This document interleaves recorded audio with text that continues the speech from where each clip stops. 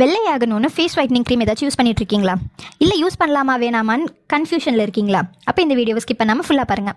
சரி, skin whitening cream use பண்ணினா kidney damage ஆகும்னு சொல்கிறாங்களே, அது உண்மையா? பார்க்கலாமா? நம்ம ஒரு கேஸ் ஸ்டடியோட ஸ்டார்ட் பண்ணலாம். ஒரு 35 இயர்ஸ் ஃபீமேலுக்கு ஃபியூ வீக்ஸாக முகமும் காலும் வீக்கமாக இருந்திருக்கு.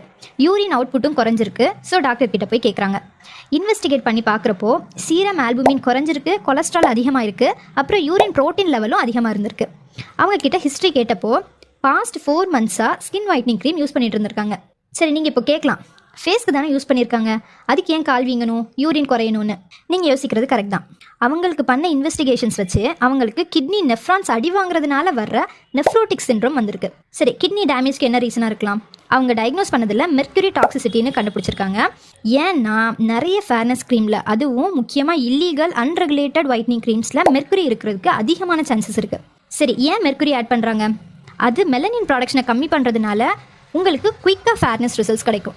ஒரு க்ரீம் இன்ஸ்டண்ட்டாக ஃபேர்னஸ் தருதுன்னா அது வாங்குறதுக்கு முன்னாடி ரொம்ப கேர்ஃபுல்லாக இருங்க. முதல்ல ஏங்க நீங்கள் ஃபேர் ஆகணும்னு நினைக்கிறீங்க? ஸ்கின் ஹெல்த்தியாக இருந்தாலே நீங்கள் க்ளோவாக தான் இருப்பீங்க. ஃப்ரூட்ஸ் வெஜிடபிள்ஸ் சாப்பிட்டாலே உங்கள் ஸ்கின் ஹெல்த்தியாக ஷைனிங்காக தான் இருக்கும். ஸோ டெய்லியுமே 3 வேளை சாப்பாட்டு கூடயுமே ஃப்ரூட்ஸ் இல்லைனா ரா வெஜிடபிள்ஸ் எடுத்துக்கோங்க. அதுக்கு மேலே எக்ஸ்டர்னலாக யூஸ் பண்ணணும்னா நம்ம சேனலை சப்ஸ்கிரைப் பண்ணி வச்சுக்கோங்க. நேச்சுரலாக ஸ்கின் ஹெல்த்துக்கு என்னெல்லாம் யூஸ் பண்ணலான்னு பார்க்கலாம். ஸ்கின்ல போடுற க்ரீம் எப்படி கிட்னி வரைக்கும் போய் அஃபெக்ட் ஆகுது? இதோட மெக்கானிசம் தெரியணும்னா கமெண்ட் பண்ணுங்கள்.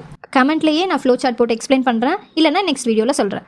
இப்போ நிறைய பேர் ஃபேர் டோன் தான் அழகு அப்படின்னு நினச்சிட்டு என்ன க்ரீம்னே தெரியாமையே, ஒரு அவேர்னஸே இல்லாமல் ஒருத்தங்க சொல்கிறாங்க அப்படின்றதுக்காக நம்பி நிறைய க்ரீம்ஸ் யூஸ் பண்ணிகிட்டு இருக்காங்க.